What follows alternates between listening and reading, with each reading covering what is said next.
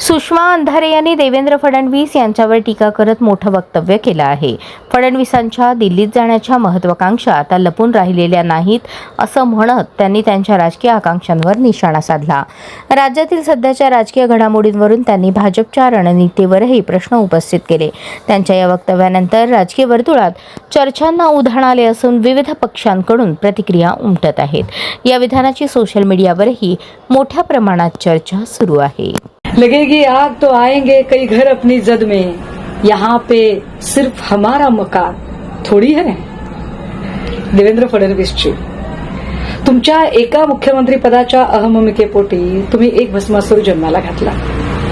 आता भस्मासुराची ताकद इतकी वाढली की तुमच्या डोक्यावर हात ठेवायला कमी करणार नाही इथपर्यंत हात सरसावलेला आहे. फडणवीसांच्या दिल्लीत जाण्याच्या महत्वाकांक्षा लपून राहिलेल्या नाही. अगदी तशाच फडणवीसांनी दिल्लीत पोहोचू नये म्हणून फडणवीसांच्याच पक्षाचे दिल्लीतले नेते, विशेषतः शिंदे सेना जन्माला घालणारे, शिंदे सेनेची सरोगेट मदर म्हणून वावरणारे दिल्लीतले नेते, हे फडणवीस दिल्लीला पोहोचू नयेत म्हणून एक लांब सडक स्पीड ब्रेकर टाकण्याच्या तयारीत आहेत. अगदी दिल्ली टू दरे.